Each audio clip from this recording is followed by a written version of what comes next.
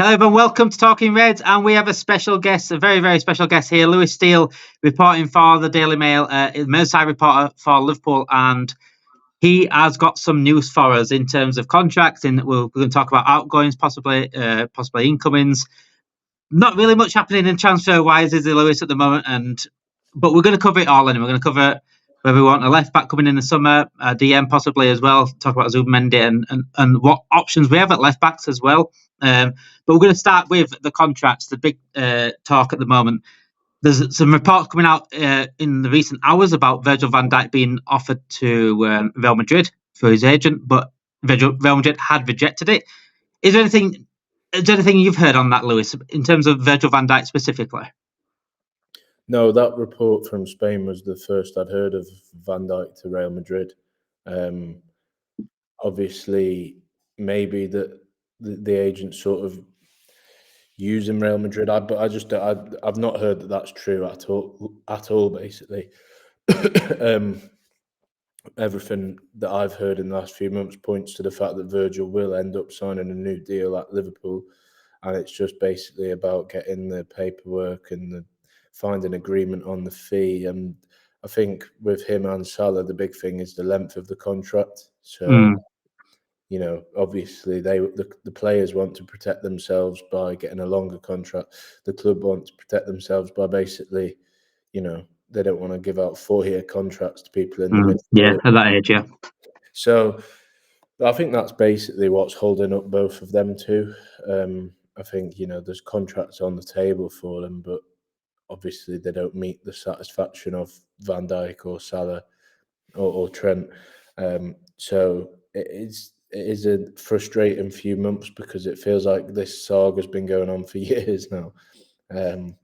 But I do think it's one that one day it'll just all click into place and it'll be fine, especially on Salah and Van Dijk anyway. You talk about Salah and Van Dijk's negotiations being like one side of the party want a certain length in terms of they want guaranteed, don't they? At the end of the day, it's their job. It's their livelihoods. They want to have a good contract going forward, 4 years, 3-4 years. The club might want 2 years. But what worries Liverpool fans is what Mohamed Salah keeps saying. He said it in Sky Sports. I said it a few times now. We're far away. How far away do you think they are? Do you know anything on that? I've heard contrasting things on this, to be honest, from the people that I speak to. One guy told me that they were closing in on a deal, and then another guy said no, they're miles away. So it's probably somewhere in the middle. So I've heard different things from different sources, but Salah obviously keeps coming out in the media and saying they're far away, so we have to take him at face value. But I think that's just mainly, if Liverpool do put a better offer on the table, Salah might think, all right, I'll take that. Then it is a case of they are far away, but the resolution can be done quickly if it needed. Yeah. If that makes sense. Who do you think needs to budge then? Is it more the club size, the side of things? I think so. Well, actually, no. I think it's a bit of both. I think obviously, maybe Salah's asking for more money than the club are willing to pay him, and this is all guesswork. I've not actually heard this, and then maybe the club want to pay him less than Salah thinks he's worth, and it's a case of them two just meeting in the middle. I do feel sorry for Richard Hughes because he's inherited this. And, He's been given literally a 6-month job to sort something out that should have been sorted out beforehand. At the end of the day, contract should have been looked at a year and a half ago. We've all said this as Liverpool fans. It should have been looked at before. Even Jurgen Klopp mentioned him going. The contract should have been at least looked at that point, and the club should have known that was coming. And a lot of Liverpool fans are getting frustrated because they're thinking, have they allowed this to happen on purpose? Because it's happened before. They've let Firmino go for free. They've let Gerrard go for free when he went. And are they letting these? Are they so stubborn on the mindset of they're that age, especially Salah and Van Dijk specifically? They're that age. We're happy to let them go for free. Is there anything into that in terms of? Is it more the policy that they've already got, and they're not willing to budge that policy? I think the complex thing is the fact that these three are probably the best three players at the club, maybe as well as Alisson. For example, just pick a player out of thin air. If this was Andy Robertson, I think that they would just happily go, thank you, Robbo, off you go. But because it's Trent, Virgil and Mo, they probably think, well, they are the best players statistically. They're the three leaders in the group. So it just changes the whole thing. But Michael Edwards has that policy, doesn't want to give the deals to people over a certain age or big deals anyway. But I think they do have to budge on this. And as I said a minute ago, I feel sorry for Richard Hughes because he's just been chucked in the deep end. There were no armbands at the moment. Do you think there's any thoughts on they've got that age thing there, but do you think they were expecting Salah and Van Dijk to have the seasons that they were having? If that makes sense, because Salah sort of dropped off a little bit last season, so they thought of might get away with this, let him go for free if he's dropping off, but then he's just turned into a different animal this season. Do you think that sort of mixed things up a little bit? Well, I was looking at Salah's stats from last season actually, and he scored off the top of my head, he scored 14 Premier League goals up until New Year's Day, and then after that he only scored 4. 4 goals in half of a season is bang average stats, not Salah.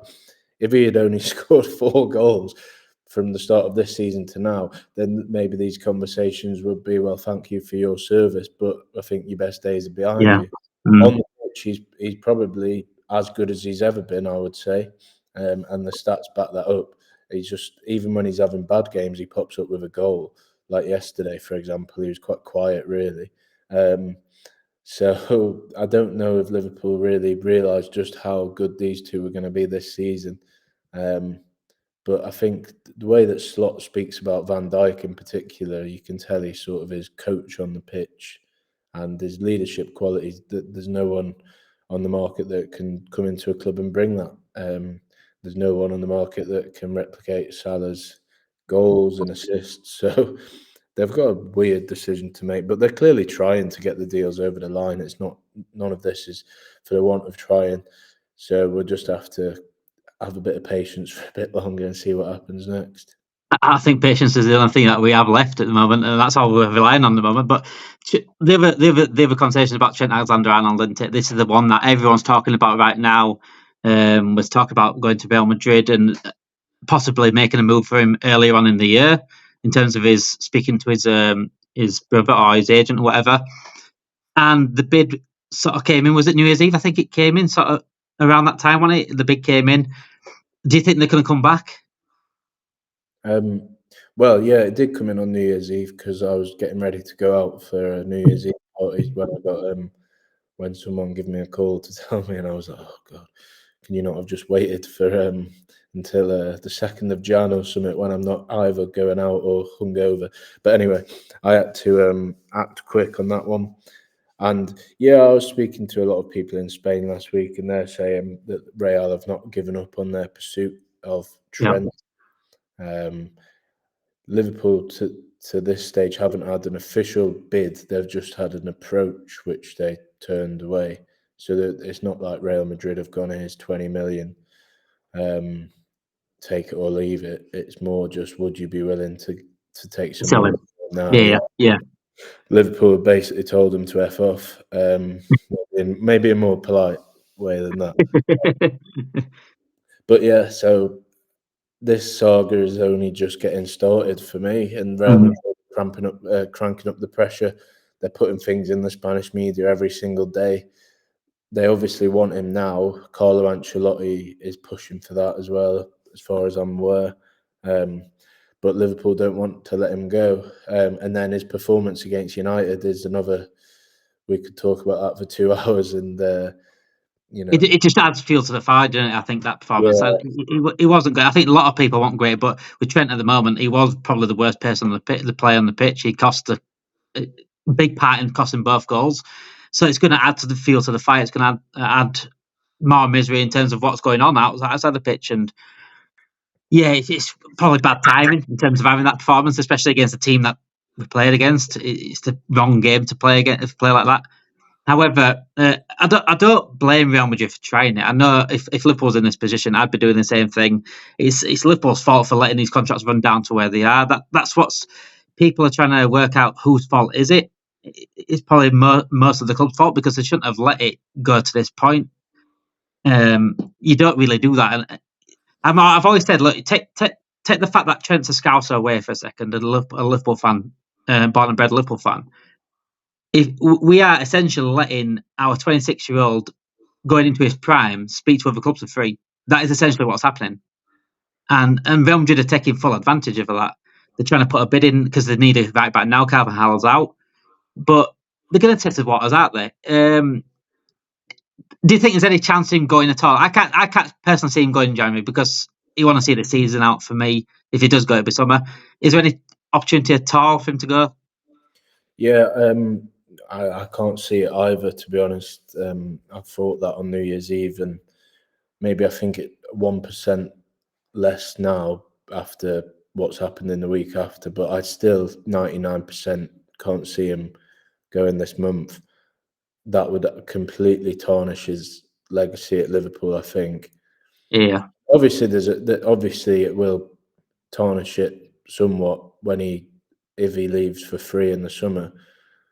But if he left midway through a title push and Champions League and whatever else may come with it, then I think the fans would just be like, do you know what, you're dead to me. Yeah.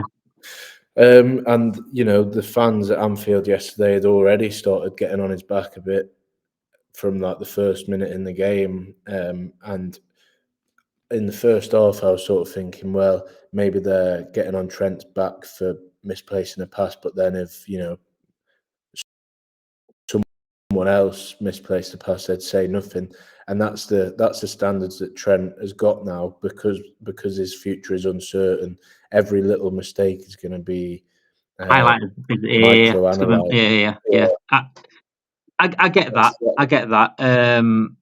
That's just football, and I think that's just people in general, isn't it? That's people in life. They're going to be looking at his every single moment that he's making a mistake. If in people's minds right now, they're thinking, mine personally, and other Liverpool fans as well, they're thinking, yeah, he's gone. Out of the three, is the one that's definitely gone. It seems like his mind's elsewhere. It looks like that from outside looking in onto the pitch. It looks like his mind's elsewhere, and when he is making every single mistake, it's going to be intensified each time. It's like, are you doing this on purpose, or is your mind really with it? And at the end of the day, he's a professional footballer, and I think he will stay professional. And I can't see Slot dropping him, if I'm honest. I think he'll just try if he's in a bad moment, try play out of it. He played class against West Ham, by the way. He was one of the best players on the pitch. So it's just, is it one of those games where it's just bad timing? It's just coincidental, like came after the Real Madrid sort of thing midweek, potentially.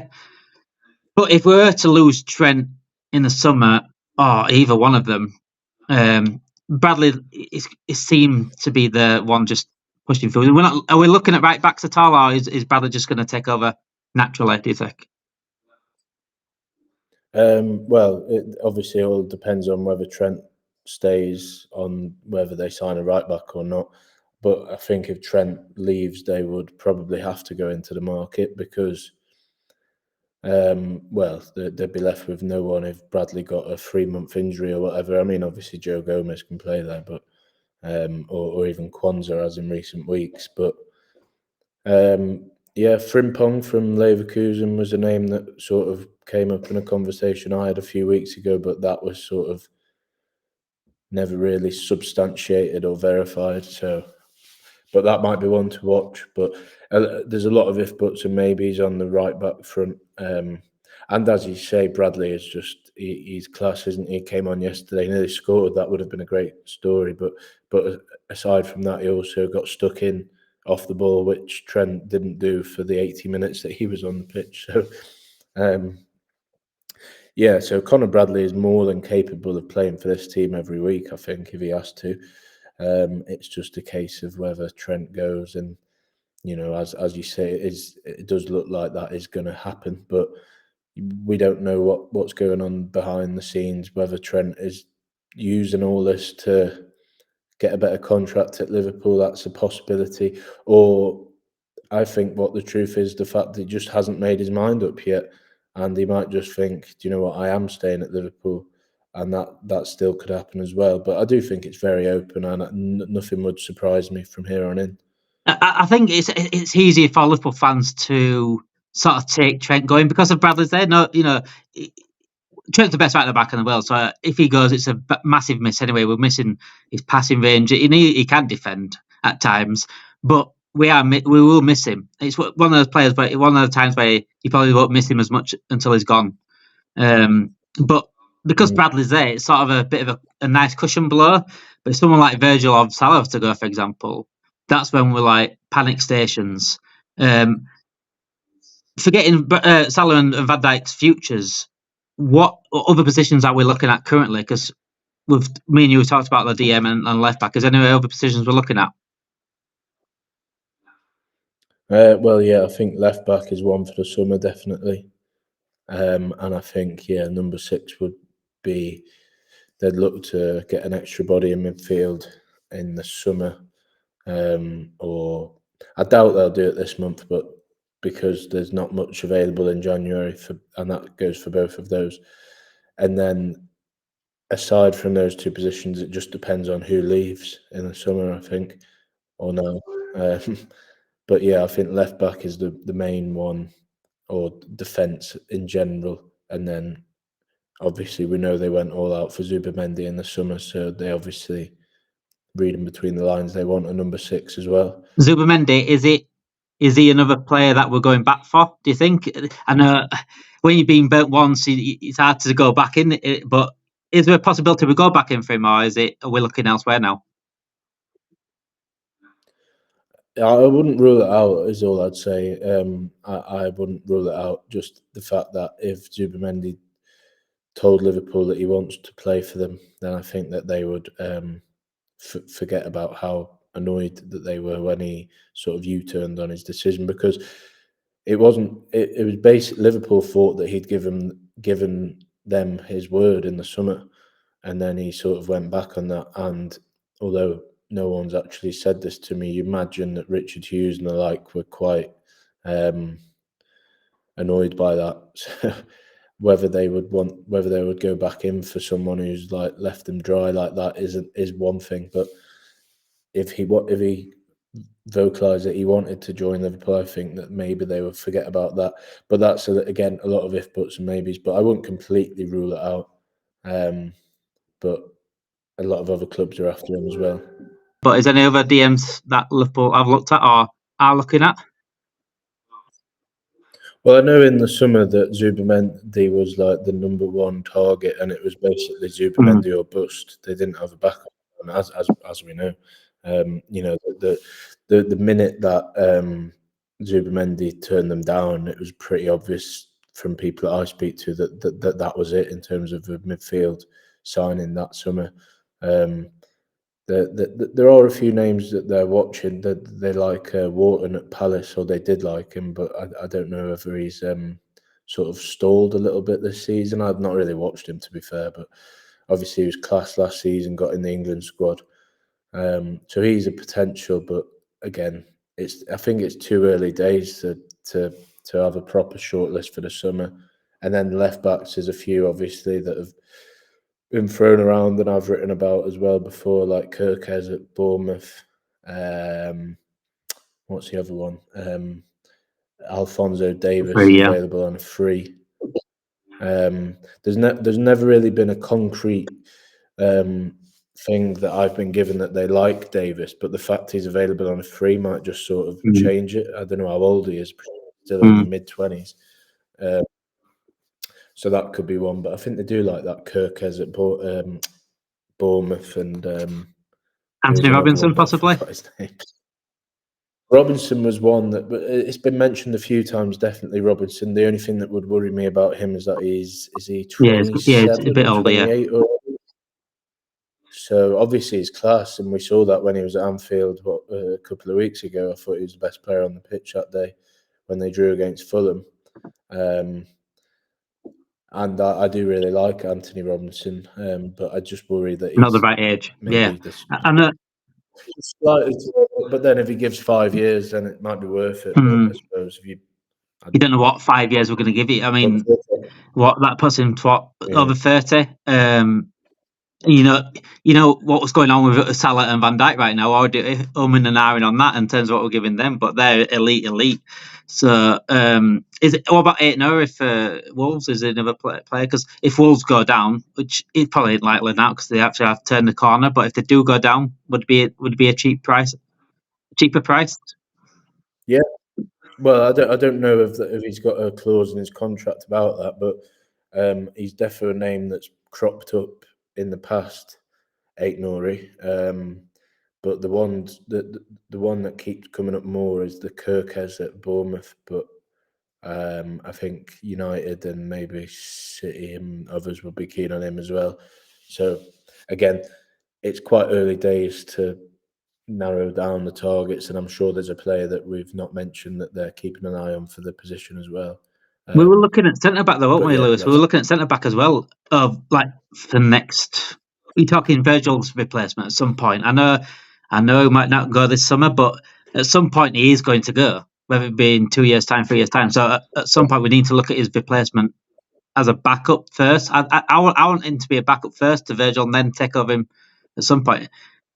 Is centre back looked at now, Liverpool, or is it just fully concentrating on getting Virgil signed down? Well, I think the main focus is obviously getting Virgil tied down to a new deal.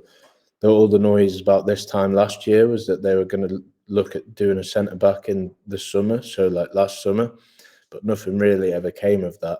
And I think that Slot and his staff were pleasantly surprised by Konate. One thing that shocked me the other day, though, was the Nunez situation with AC Milan and the links to AC Milan. Is there anything in that at all? Not as far as I'm aware, no. I think Liverpool well, obviously they want Nunez to do better, but I think they're quite happy with him realistically overall. I don't think that he'll be going to AC Milan or anywhere this month. And they're asking for. I saw a report earlier that 30 to 50 million. I think that's what being reported. But is it more of because Nunez is playing poor? It's like journalists and reporters jumping on the gun a little bit and trying to put something out there. It's easy journalism that when someone's playing poor, you sort of put stories out there. Yeah, I don't think that there's much in any reports about Nunez, or I've certainly not heard anything about Nunez leaving. And I think Slot wouldn't have thrown him on when they needed a goal yesterday if there was any truth in it. So I wouldn't read too much into that. Obviously, that could change, but at the moment, I can't see Nunez leaving this month.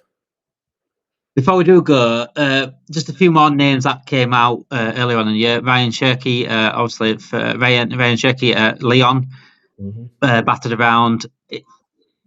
Are we looking at another forward? I'm thinking there he could play pretty much across the front three and in attacking midfield as well. So he's very versatile. But are we looking at another forward, or are we fully focused on other positions in terms of transfers now? Cherky is an interesting one because Lyon have got a lot of cash problems, so they need to sell players, I think. But as far as I'm aware, that's not going to happen to Liverpool this month anyway. And I think they're quite happy with the 6 forwards they've got in Salah, Gakpo, Diaz, Jota, Nunez, and Chiesa, who's obviously not played yet much, but I think they're expecting him to play a bit in the next few weeks and months. And what about the goalkeeper situation with Kelleher? Is because Mamardashvili is coming in the summer. Kelleher is he out? Is it sort of acceptance now? He's going. I think there's an acceptance on from both sides that Kelleher will probably leave in the summer, which is a shame because he's quite. He is, yeah. And I think Liverpool fans will not begrudge him for leaving at all and wish him well at his next club, wherever that may be. And Mamardashvili will probably come in as the number 2 next season, or he could go back out on loan for another season and Kelleher could stay put, or Jaros gets promoted. But I think Kelleher wanted to leave this summer. I think he's basically said as much in his interviews in the last few months, but no one really ever put the money on the table. So again, Liverpool won't be selling him just for the sake of the fact he wants to leave. They will have to have a good bid. So it all depends on that. But if the club comes in with what they want, then I think he'll be off. It is a shame about Keller because at the end of the day, he's too good to be number 2. But then he's just not Alisson Becker. That's the problem. He's done well when he's come in, but Alisson Becker's the best keeper in the world, and it's going to be hard to take over that. And if Mamardashvili wants to come in and be number 2, then fair enough. And Keller deserves first team football. He deserves first team football. Even at a bigger club, I think he can play for one of the big clubs, if I'm honest. It's someone like Chelsea to come in for him, and if they put the bid in for him, I think he's good enough to play for Chelsea. Just before we go, the loan deals of Doak and Bajcectic, they talk about Bajcectic going back and going to Betis. That talks again is sort of dwindled away a little bit, and it's now talking about staying at Salzburg. And Doak, where's Doak going to end up in the future? Is he seen as a first teamer at Liverpool, or is he seen as a potential first teamer? Yeah, well, first on Ben Doak, I think Liverpool are very happy with his loan at Borough at the moment. He's doing very well. He seems to be getting quite a lot of assists and a few goals here and there. Michael Carrick, good young coach. He's getting in the team every week, which is a big plus for them. Getting regular minutes, beefing himself up against some big championship defenders and whatnot. So I think Liverpool are quite happy with how the loan's going. Palace bid 15 mil and Ipswich bid 16 mil, I think. And Liverpool want about double that. At least 25, I would say, thereafter. But at the end of the day, they're not in a position where they're desperate to sell him, because they do like him and see that and think that he's got a future at the club. And I think Slot likes him as well from pre-season. Palace will be coming back with a second bid, as far as I'm aware, but whether that meets the asking price is yet to be seen. And they could throw in a few good add-ons and sell-on clauses and buyback clauses and the like. So we'll see on Doak, but I think the main thing to say is Liverpool are happy with him and want it, and have not ruled out the fact that his future is at Liverpool. But if someone bids 30 million, then they may think again. And then Bajcectic, I saw them reports about Betis. I've not heard anything, whether that's true or false, really.